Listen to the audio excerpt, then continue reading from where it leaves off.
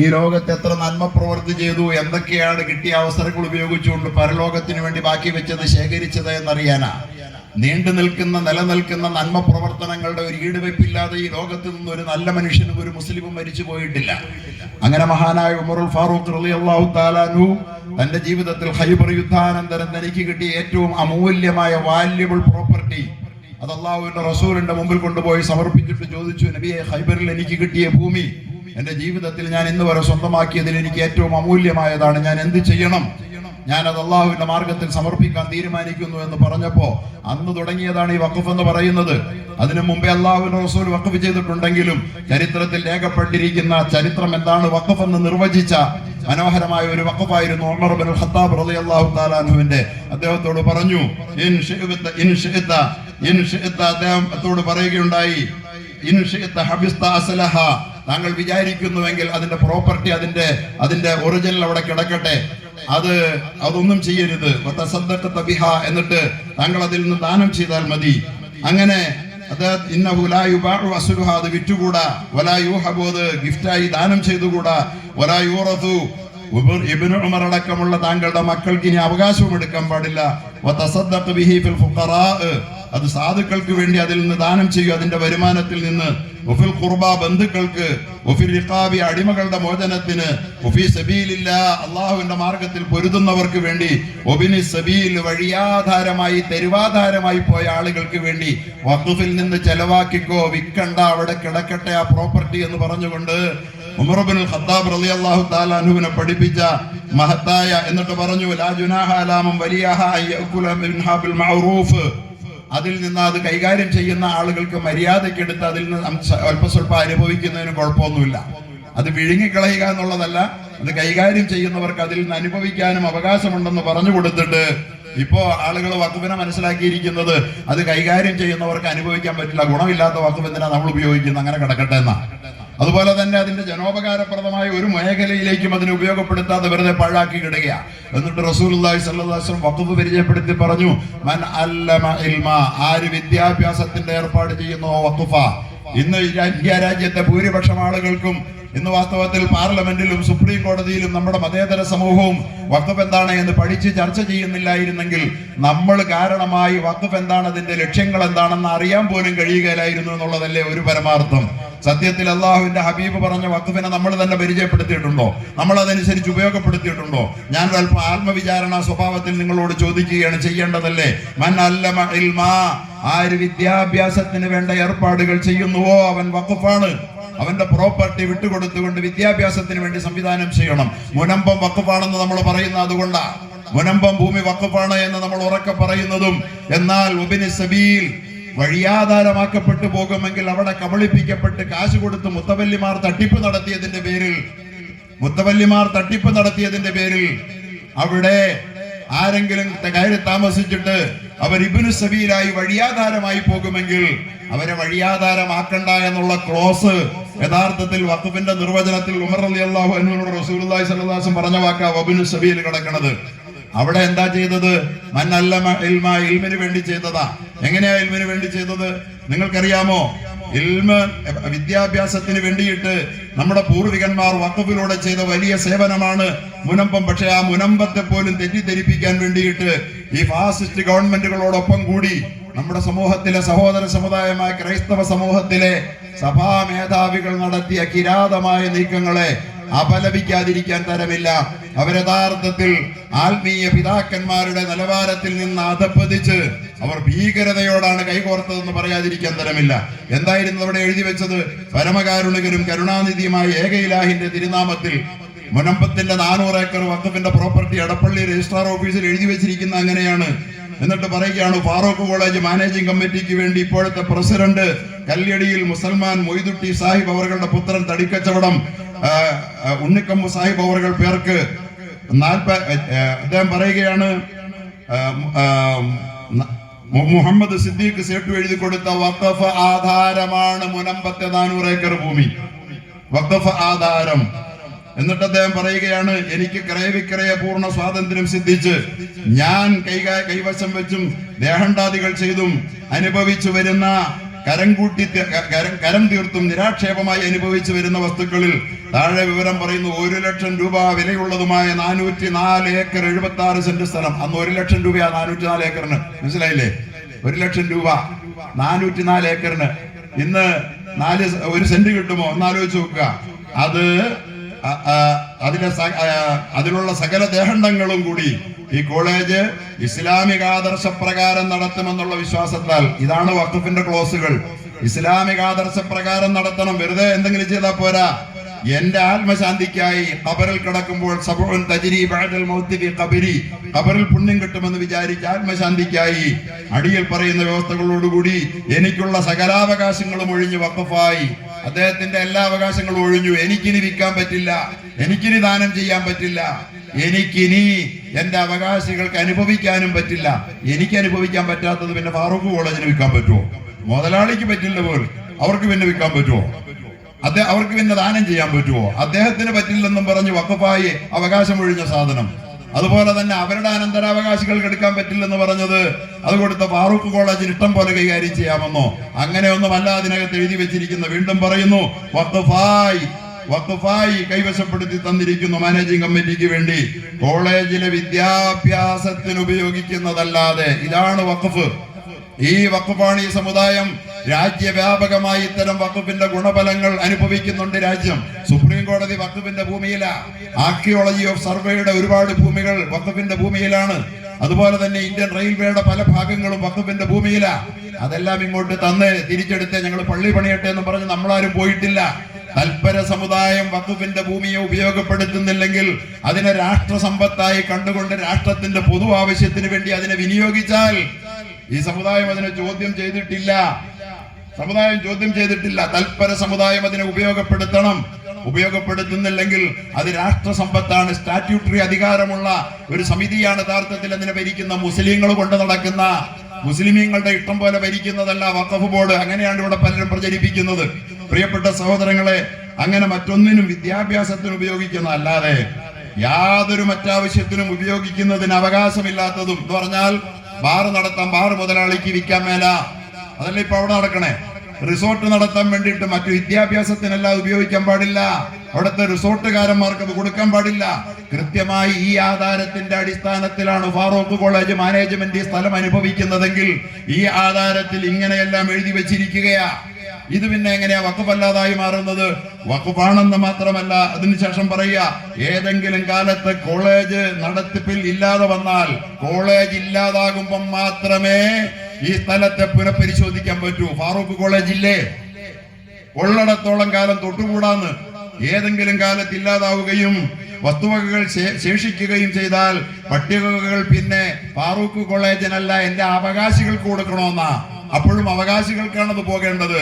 എന്നിട്ട് ഇതെല്ലാം മറന്നും മാറ്റിവെച്ചുകൊണ്ടും ഇത് വഖഫാണെന്നുള്ളതിനെ നിരാകരിച്ചുകൊണ്ടും അതിനെ വിറ്റ് തിന്നുന്ന മനോഭാവം കാണിക്കുന്ന മുത്തവല്ലിമാർ നമ്മുടെ വഖഫിന്റെ ഒരു വശത്ത് അപകടകാരികളായി മാറുന്നുണ്ടെന്ന് നാം തിരിച്ചറിഞ്ഞുകൊണ്ട് തന്നെ ഈ സാധ്യതകളെ ഉപയോഗപ്പെടുത്തിക്കൊണ്ട്, നിങ്ങൾക്കറിയാമോ, ആ വഖഫ് വിദ്യാഭ്യാസത്തിന് വേണ്ടി ഞാൻ ഇന്നലെ പ്രസംഗിച്ചത് കൊടുങ്ങല്ലൂരാണ്.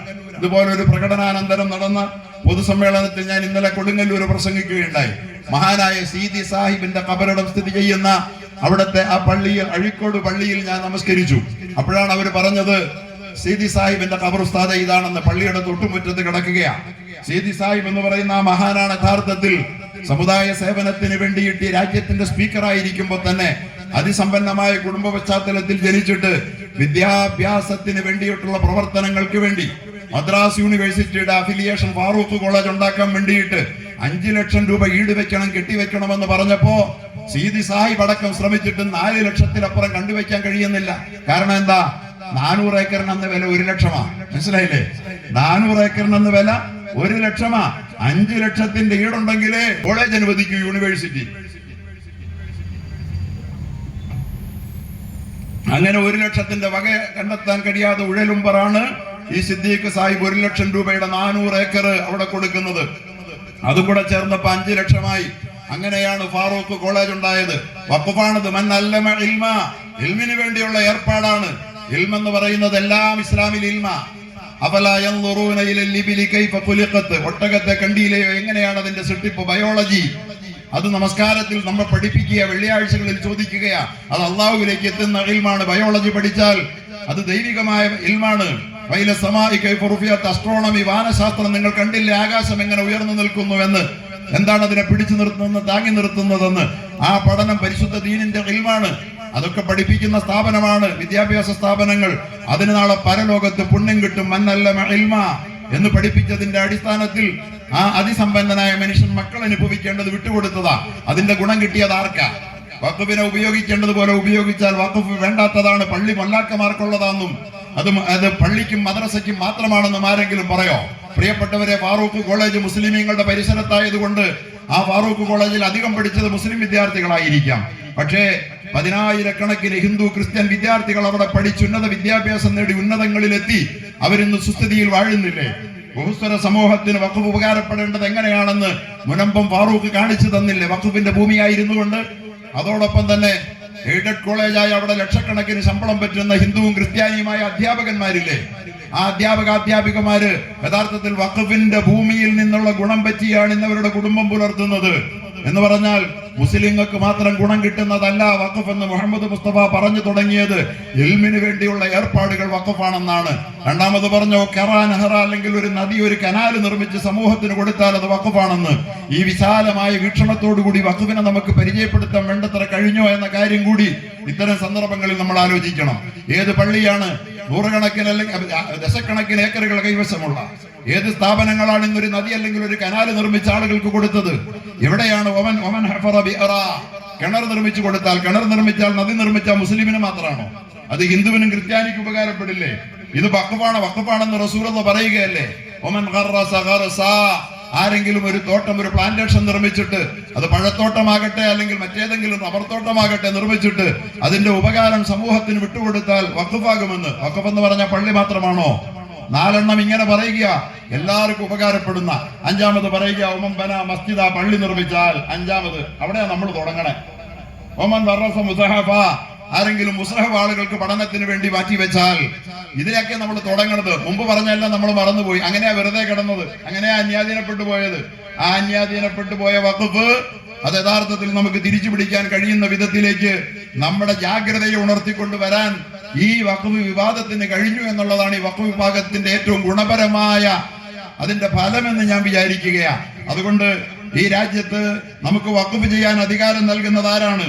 ഓരോ മനുഷ്യനും അവന്റെ സ്വന്തം പ്രോപ്പർട്ടി വഖഫ് ചെയ്യാൻ പാടില്ലെന്നൊരു വ്യവസ്ഥ എഴുതി ചേർത്തിട്ട് ഈ രാജ്യത്തെ എല്ലാ വിഭാഗം ജനങ്ങൾക്കും ഉപകാരപ്പെട്ടുകൊണ്ടിരിക്കുന്ന, നാളെയും ഉപകാരപ്പെടാൻ പോകുന്ന വഖഫ് ചെയ്യാൻ പാടില്ലെന്ന ഒരു ഭരണാധികാരി വഖഫിന്റെ ഭേദഗതിയിൽ വ്യവസ്ഥ എഴുതി വെക്കുകയാണ്. എന്ന് പറഞ്ഞാൽ ഏത് വ്യക്തിക്കും അവനവന്റെ സ്വത്ത് ഏത് സമയവും സ്ഥാവര സ്വത്തായാലും ജംഗമ സ്വത്തായാലും വഖഫ് ചെയ്യാമെന്നുള്ള വ്യവസ്ഥ മാറ്റിയിട്ട് എന്താ അവർ എഴുതി വെച്ചിരിക്കുന്നത്? ഒരാൾക്ക് സ്വന്തം ഭൂമി വഖഫ് ചെയ്യണമെങ്കിൽ 5 കൊല്ലം പ്രാക്ടീസിങ് മുസ്ലിം ആയിരിക്കണമെന്ന്. നിങ്ങൾ ആലോചിച്ച് നോക്ക്. ഇത് കേൾക്കുന്ന ഏതൊരാളും പാർലമെന്റ് മുഴുവൻ പരിഹസിക്കുകയാണ്, സുപ്രീം കോടതി മുഴുവൻ പരിഹസിക്കുക. എന്ത് വളിപ്പൻ നിയമമാണ് എഴുതി വെച്ചേക്കണമെന്ന്. കപിൽ സിബൽ പാർലമെന്റിൽ ചോദിച്ച ചോദ്യം എന്താ? കപിൽ സിബൽ ചോദിച്ചത് എന്താണ്? അദ്ദേഹം ചോദിച്ചു, എനിക്കൊരു പ്രോപ്പർട്ടി ഉണ്ട്, അതിന്റെ പൂർണ്ണ ഉടമസ്ഥൻ ഞാനാണ്, എനിക്കത് ചാരിറ്റിക്ക് വേണ്ടി കൊടുക്കാൻ പാടില്ല എന്ന് നിയമം നിർമ്മിക്കാൻ നിങ്ങൾക്ക് ആരാ അധികാരം തന്നതെന്ന് അദ്ദേഹം ചോദിച്ചതാ. ആർക്കാണ് നിങ്ങൾക്ക് ഇങ്ങനെ പറയാൻ? നിങ്ങൾക്ക് എന്താ അധികാരമാ? എനിക്ക് എപ്പോ വേണമെങ്കിലും എന്റെ ഒരു സ്വത്ത് ചാരിറ്റിക്ക് വേണ്ടി മറ്റൊരുത്തിന് കൊടുക്കാൻ പാടില്ലെന്ന് നിയമം പറയാൻ ഒരു ഹിന്ദുവിനോട് പറയാൻ പറ്റുമോ? ഒരു ക്രിസ്ത്യാനിയോട് പറയാൻ പറ്റുമോ? പിന്നെ നിങ്ങൾക്ക് മുസ്ലിമിനോട് മാത്രം നിന്റെ ചാരിറ്റിക്ക് വേണ്ടിയിട്ട് നിന്റെ സ്വന്തം വസ്തു ജനോപകാരപ്രദമായ പ്രവർത്തനങ്ങൾക്ക് വേണ്ടി നീ കൊടുക്കണമെങ്കിൽ 5 കൊല്ലം കഴിയണമെന്ന് പറയുന്ന നിങ്ങൾ ഇത് മുസ്ലിമിനോട് മാത്രം പറയുമ്പോ ഇത് ഭരണഘടനയുടെ, അദ്ദേഹം മനോഹരമായി ചോദിക്കുന്നുണ്ട്, ഇത് ഭരണഘടനയുടെ 14ാമത്തെ ആർട്ടിക്കിൾ, തുല്യതയ്ക്ക് വേണ്ടിയുള്ള ആർട്ടിക്കിളിനെതിരല്ലേ? Article 14 of the constitution of India provides for equality before the law. നിയമത്തിന്റെ മുമ്പിലുള്ള തുല്യതയാണല്ലോ അത് വാഗ്ദാനം ചെയ്യുന്നത്. ഒരു equal protection of the laws within the territory of India. ഇന്ത്യയിൽ എവിടെയും തുല്യമായ പ്രൊട്ടക്ഷൻ, തുല്യമായ സംരക്ഷണം ഉറപ്പ് നൽകുന്ന 14ാം ഭരണഘടനയുടെ ലംഘനമല്ലേ നിങ്ങൾ മുസ്ലിമീങ്ങളോട് മാത്രം മറ്റാരോടും പറയാതെ നിങ്ങൾക്കിത് വഖഫ് ചെയ്യാൻ, ചാരിറ്റിക്ക് കൊടുക്കാൻ പാടില്ലെന്ന് പറയാൻ? അങ്ങനെ പറയാൻ പറ്റുമോ? എനിക്കത് കൊടുക്കുന്നതിന് എന്താണ് തടസ്സമെന്ന് കപിൽ സിബൽ ചോദിച്ചപ്പോ അതിനൊരു ഉത്തരം പറയാൻ ഈ രാജ്യത്ത് ആർക്കും കഴിഞ്ഞില്ല. പാർലമെന്റിലെ പൊങ്കുവന്മാർക്കാർക്കും കഴിഞ്ഞില്ല. ഇത് ഫെഡറലിസത്തിനെതിരാണ്. ഇത് കോൺസ്റ്റിറ്റ്യൂഷനെതിരാണ്, ഇത് ഇക്വാലിറ്റിക്ക് എതിരാണ്, ഇത് സെക്യുലറിസത്തിനെതിരാണെന്നൊക്കെ ഈ കാരണങ്ങൾ കൊണ്ട് മാത്രം ഇത് നിലനിൽക്കുകയില്ല എന്ന് പാർലമെന്റിൽ കപിൽ സിബലിനെ പോലുള്ള ഉജ്ജ്വലനായ ആളുകൾ സ്ഥാപിച്ചപ്പോ അതിന്റെ പ്രചോദനം, അതിന്റെ സ്വാധീനം സുപ്രീം കോടതിയിലുണ്ടായി. അതാണ് സുപ്രീം കോടതി അതിനുശേഷം ചോദിച്ചത്, ഇതേ ചോദ്യം തന്നെയാ ചോദിച്ചത്, കൊടുക്കാൻ പാടില്ലെന്ന്. എന്നിട്ട് പറയണ പ്രാക്ടീസിങ് മുസ്ലിമായി 5 കൊല്ലം ജീവിക്കണമെന്ന്. ഈ പറഞ്ഞ ക്ലോസ് ഈ രാജ്യത്ത് നടപ്പാക്കണമെങ്കിൽ ആർക്കെങ്കിലും ഇനി വഖഫ് ചെയ്യണമെങ്കിൽ എന്ത് വേണം? ഈ രാജ്യത്ത് ജീവിക്കുന്ന വഖഫ് ചെയ്യാൻ പോകുന്ന ആരാന്നറിയാൻ പാടില്ലോ. ആർക്കും വഖഫ് ചെയ്യാമല്ലോ 5 കൊല്ലം കഴിഞ്ഞാല്. അപ്പൊ ആ വഖഫ് ചെയ്യാൻ പോകുന്ന ആരാന്നറിയാൻ വേണ്ടി ഇന്ന് മുതൽ എല്ലാ മുസ്ലിമിന്റെയും വീട്ടിൽ നടക്കുന്ന വഴിയിൽ CCTV വെക്കണ്ടേ? കാരണം പ്രാക്ടീസിങ് ഉണ്ടോ എന്നറിയണ്ടേ? വേണ്ടേ? ഇനി കോടതിയിൽ ഞാൻ വഖഫ് ചെയ്യാൻ വേണ്ടി പോകുമ്പോ 5 കൊല്ലമായിട്ട് പ്രാക്ടീസിങ് ഉണ്ടോ എന്നറിയാൻ തെളിയിക്കുന്ന എങ്ങനെയാ? അത് 5 കൊല്ലമായി ഞാൻ ഇതാ ഇസ്ലാം പ്രാക്ടീസ് ചെയ്യുന്നു എന്ന് തെളിയിക്കാൻ വേണ്ടിയിട്ട് CCTV ദൃശ്യങ്ങളുമായിട്ട് പോകണ്ടേ? അല്ല വേറെ തെളിവുകളുണ്ടോ? എന്ന് പറഞ്ഞാൽ വീട്ടിന്റെ മുറിയിൽ അവൻ നിക്കാരമാണെന്ന്, നോമ്പ് എങ്ങനെയാ പ്രാക്ടീസ് ചെയ്യുന്നുണ്ടോ എന്ന് CCTV തെളിയുന്നെന്ന് എനിക്കറിയാൻ പാടില്ല. എങ്ങനെയാണ് അപ്രായോഗികം? ഇത്രയും വിഡ്ഢികൾ, നമ്മൾ ഇവരോടുള്ള വിരോധം കൊണ്ട് പറയുകയല്ല, ഇത്രമാത്രം അപ്രായോഗികമായ വിഡ്ഢിത്തം നിറഞ്ഞ നിയമം നിർമ്മിക്കാൻ ജനാധിപത്യ ബോധമുള്ളവർക്ക്, രാജ്യസ്നേഹമുള്ളവർക്ക് സാധ്യമാവുകയില്ല. അത് സാധിക്കുന്നത് വെറും ചിന്താശേഷി മരവിച്ചു പോയ ഭീകര മനസ്സുള്ള ആളുകൾക്ക് മാത്രമേ അത് സാധ്യമാവുകയുള്ളൂ എന്ന് വളരെ കൃത്യമായി തെളിയിക്കുന്ന ഒരു നിയമമല്ല ഈ പറയുന്നത്. അസദുദ്ദീൻ ഉവൈസി സഭയിൽ ചോദിച്ചു, ഈ പ്രാക്ടീസിംഗ് മുസ്ലിം ആണെന്നുള്ളത് താടി വെച്ച ഞാനാണോ പ്രാക്ടീസിംഗ് മുസ്ലിം, അതോ ക്ലീൻ ഷേവ് ചെയ്ത ആളാണോ പ്രാക്ടീസിംഗ് മുസ്ലിം? അദ്ദേഹം ചോദിക്കുന്നുണ്ട്. ഇങ്ങനെ ഓരോ വാക്കുകൾ എടുത്തു വെച്ച് പാർലമെന്റ് ഭരണാധികാരികളുടെ മുഖത്ത് നോക്കി കളിയാക്കുകയാണ്. നിങ്ങൾ എങ്ങനെയാണ് പ്രാക്ടീസിംഗ് മുസ്ലിമിനെ കണ്ടുപിടിക്കുക? 5 കൊല്ലം മതം പ്രാക്ടീസ് ചെയ്തിട്ടുണ്ടെന്ന്. ഇനി അങ്ങനെ പ്രാക്ടീസിംഗ് മുസ്ലിമിനെ കണ്ടെത്താൻ കഴിഞ്ഞാൽ പോലും നിങ്ങൾ മുസ്ലിമിന് മാത്രം അങ്ങനെ നിയമം വെക്കുമ്പോ, നിങ്ങൾ പറയുന്ന 1 നേഷൻ 1 ലോ എന്ന് പറയുന്ന ഒരു നിയമം ഉണ്ടല്ലോ, കുറെ കാലമായിട്ട് പറയുന്നുണ്ടല്ലോ, 1 നേഷൻ 1 ലോ, ഒരു രാജ്യത്തിന് ഒരു നിയമം മതി, 2 വേണ്ട എന്ന് പറഞ്ഞിട്ട് മുസ്ലിങ്ങളുടെ നേരെ കുതിര കയറാൻ തോന്നുന്നത്. അത് വേറെ ആരും പറഞ്ഞല്ലോ, ഭരണഘടന കൊടുക്കുന്നത് എല്ലാവർക്കും തുല്യതയാണ്, പക്ഷെ രാജ്യത്ത് എല്ലാവർക്കും ഒരു നിയമം മതി എന്നാ പറയണേ. ഓക്കെ, അങ്ങനെ ആയിക്കോട്ടെ. അപ്പൊ ഹിന്ദുവിന് കൊടുത്ത ആ നിയമം തന്നെ മുസ്ലിമിന് കൊടുക്കണ്ടേ? 1 നേഷൻ 1 ലോ എന്ന നിങ്ങളുടെ നിയമത്തിന് തന്നെ, നിങ്ങളുടെ മുദ്രാവാക്യത്തിന് എതിരല്ലേ ഈ നിയമമെന്ന് ബഹുമാന്യനായ കപിൽ സിബൽ ചോദിക്കുമ്പോ എന്താ ഉത്തരം? ഒരു ഉത്തരവുമില്ല. അതുകൊണ്ട് തന്നെയാണ് വളരെ കൃത്യമായ നിലയിൽ ഇത് സുപ്രീം കോടതി ഇവിടെ ചോദ്യം ചോദിച്ചത് എന്താണ്? സുപ്രീം കോടതി നമ്മൾ ചോദിച്ച ചോദ്യമൊക്കെ സത്യത്തിൽ അങ്ങനെ തന്നെ ചോദിച്ചു. അദ്ദേഹം ചോദിച്ചു, എങ്ങനെയാണ് ഇത് നിയമപരമായി മുസ്ലിമീങ്ങൾക്ക് മാത്രം ഒരു പ്രത്യേക നിയമം നിങ്ങൾക്ക് നിർമ്മിക്കാനാവുക, മറ്റുള്ളവർക്കില്ലാത്ത? അതോടൊപ്പം ചോദിച്ചു, കളക്ടർക്കാണ് തീരുമാനമെടുക്കാനുള്ള അന്തിമാവകാശം. ഇതൊന്നും നിയമത്തിന്റെ മുമ്പിൽ നിലനിൽക്കുകയില്ല. ഈ രാജ്യത്തിന് ഒരു ഭരണഘടനയുണ്ട്, അന്തസ്സുള്ള ഭരണഘടന, തുല്യതയുള്ള ഭരണഘടന, ബാബാ സാഹിബ് അംബേദ്കർ നിർമ്മിച്ച ഭരണഘടന. എങ്ങനെ നിലനിൽക്കും? കളക്ടർക്കാണ് അധികാരമെന്ന്. കളക്ടർ ആരാ? കളക്ടർ ഒരു ഭരണകൂടത്തിന്റെ കേവലം സേവകൻ മാത്രമാണ്. നമ്മൾ കളക്ടർ എന്ന് പറഞ്ഞാൽ മുഖ്യമന്ത്രിയുടെ മുകളിലാണെന്നാ.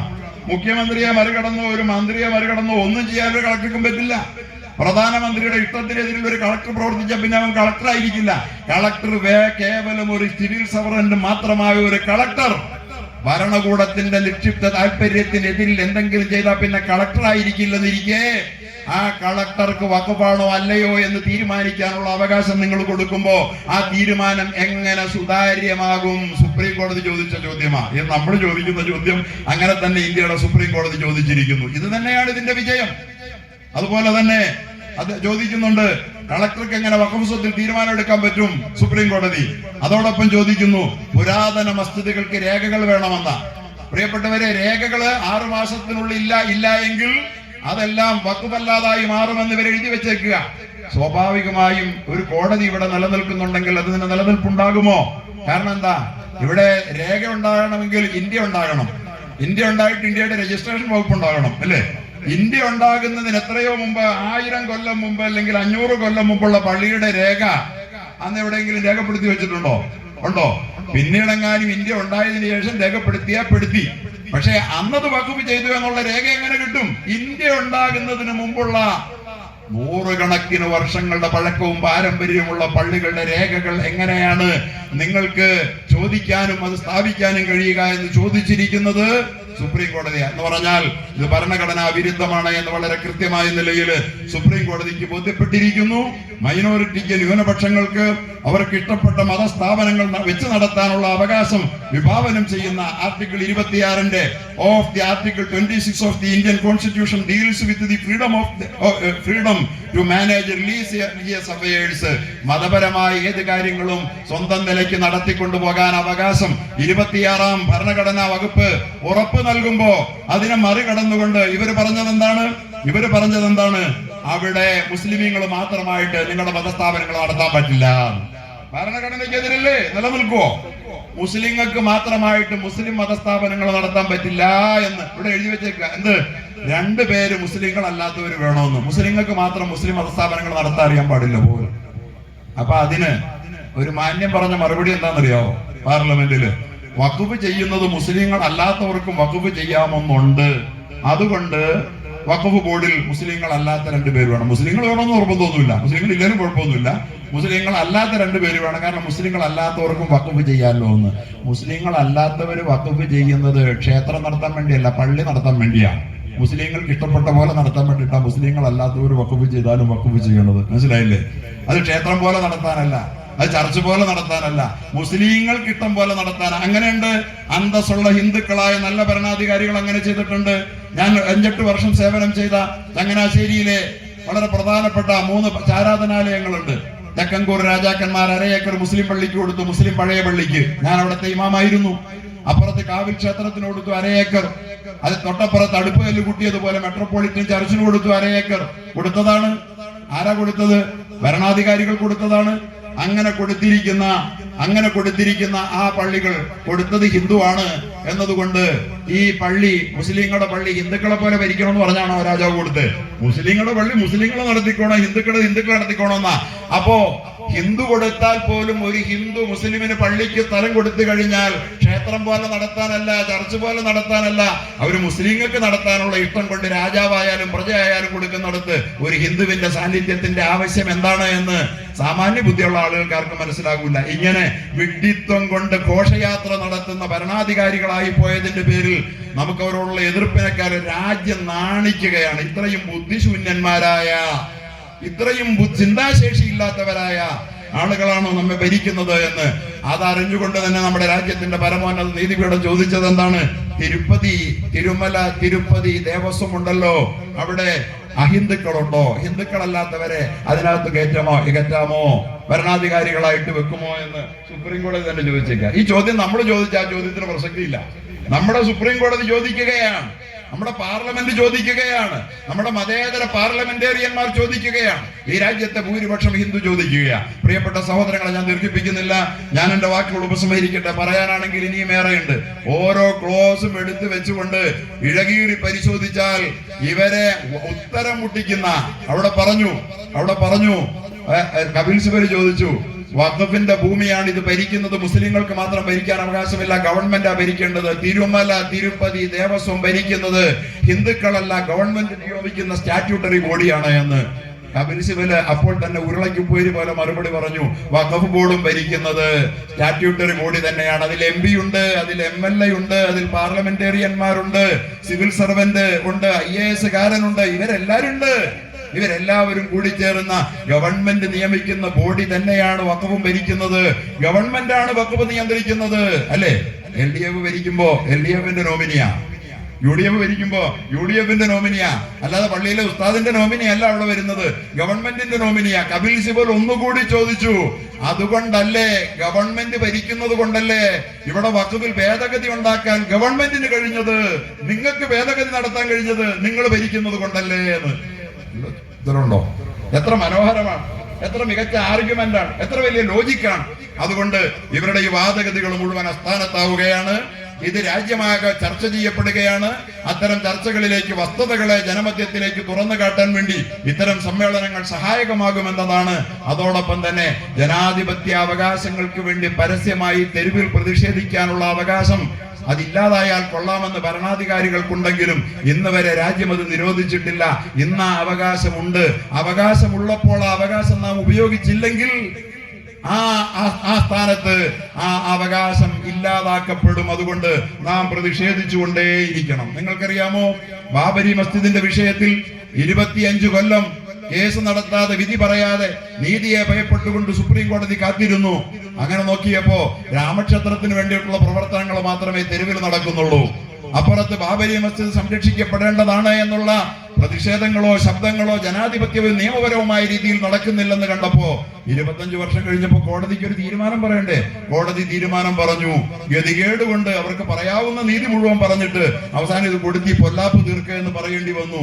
പ്രതിഷേധം അപ്പുറത്ത് ശക്തമായിരുന്നെങ്കിൽ അങ്ങനെ ഒരു വിധി കോടതി പറയുമായിരുന്നില്ല. അതുകൊണ്ട് ബാബരി മസ്ജിദ് നമ്മെ പഠിപ്പിക്കുന്നത്, അതിനുശേഷം സമ്പൽ മസ്ജിദ് നമ്മെ പഠിപ്പിക്കുന്നത്, യാൻ ബാപ്പി മസ്ജിദ് നമ്മളെ പഠിപ്പിക്കുന്നത് പ്രതിഷേധം ജനാധിപത്യപരമായ നിലയിൽ അക്രമങ്ങളില്ലാതെ തികച്ചും ജനാധിപത്യപരമായി ഇസ്ലാം പഠിപ്പിക്കുന്ന വഴികളിലൂടെ നമ്മുടെ രാജ്യം നമുക്ക് അനുവദിച്ചു തരുന്ന ഭരണഘടനയെ പ്രയോജനപ്പെടുത്തിക്കൊണ്ട് നാം പ്രതിഷേധിക്കേണ്ട സമയത്ത് പ്രതിഷേധിച്ചില്ലെങ്കിൽ, വിശദീകരിക്കേണ്ട സമയത്ത് വിശദീകരിച്ചില്ല എങ്കിൽ അത് നമ്മൾ യഥാകാലത്ത് നിർവഹിക്കേണ്ടുന്ന ഉത്തരവാദിത്വത്തിൽ നടത്തുന്ന ഒളിച്ചോട്ടമാണ്. അതിന്റെ ശിക്ഷ നമ്മൾ അനുഭവിക്കേണ്ടി വരും എന്ന് നാം തിരിച്ചറിയണം. മൻ റആ മിൻകും മുൻകറൻ ഫൽയുഗയ്യിർഹു ബിയദി. ഒരു തെറ്റ് കണ്ടു കഴിഞ്ഞാൽ അത് നിങ്ങൾ ശക്തി ഉപയോഗിച്ച് ചെറുക്കാൻ കഴിയുന്നതാണെങ്കിൽ ആ തെറ്റിനെ ശക്തി കൊണ്ട് ചെറുക്കുക. നമുക്ക് രാജ്യത്തിന്റെ നിയമങ്ങളെ ശക്തി കൊണ്ട് ചെറുക്കാൻ പറ്റില്ല, അങ്ങനെ പോകേണ്ടതുമില്ല. എന്നാൽ അതിന് സാധ്യമല്ല എങ്കിൽ ഫബിലിസാനിഹി, നാവ് കൊണ്ടത് തെറ്റാന്ന് പറയണം. ഇന്ത്യ രാജ്യത്ത് നാവ് കൊണ്ട് ഈ നിയമം തെറ്റാന്ന് പറയുന്നതിന് തടസ്സം വല്ലതുണ്ടോ? തടസ്സപ്പെടുത്താൻ ഭരണകൂടം ശ്രമിക്കുന്നുണ്ട്, വിജയിച്ചിട്ടില്ല. അതുകൊണ്ട് നാം അത് പറഞ്ഞുകൊണ്ടേയിരിക്കണം. എവിടെ പറച്ചിൽ നിർത്തുന്നുവോ ഈ മർദ്ദക ഭരണാധികാരികൾ ലക്ഷ്യം നേടും. അതുകൊണ്ട് എന്റെ പ്രിയപ്പെട്ട സഹോദരങ്ങൾ നടത്തിയ ഈ ശ്രമം നമ്മുടെ ഇസ്ലാമികമായ, ധാർമ്മികമായ, രാജ്യസ്നേഹപരമായ ഒരു വലിയ ദൗത്യത്തിന്റെ ഭാഗമാണ്. ഈ പ്രതിഷേധ പ്രകടനങ്ങളും ഈ വിശദീകരണ സമ്മേളനങ്ങളും വഖഫ് എന്താണെന്ന് നാം അറിയാനും നമ്മുടെ സമൂഹം അറിയാനും ഏറെ സഹായകമാണ്.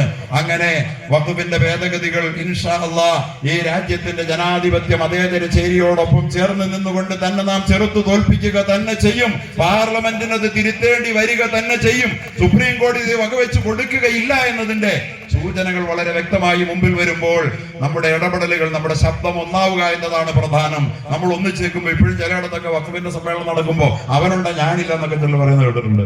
അള്ളാഹു അവർക്കൊക്കെ സൽബുദ്ധി കൊടുക്കുമാറാകട്ടെ. ഈ സന്ദർഭത്തിൽ പോലും അവനുണ്ട് ഞാനില്ല എന്നൊന്നും ആരും പറയരുത്. എല്ലാവരും കൂടിയിട്ട് തന്നെ നടത്തണം, എല്ലാവരും കൂടണം. കാരണം ഇതൊരു പൊതുപ്രശ്നമാണ്, മനസ്സിലായില്ലേ? അതുകൊണ്ട് നമ്മളുടെ ഒരുമിച്ചുള്ള ശബ്ദം എന്നും വിജയിച്ചിട്ടുണ്ട്. ശരീഅത്തിനെതിരിൽ നാം ഒന്നിച്ചു നിന്നു, അത് മാറ്റിവെച്ചു. NRC-ക്കെതിരിൽ നമ്മൾ ഒന്നിച്ചു നിന്നു, മാറ്റിവെച്ചു.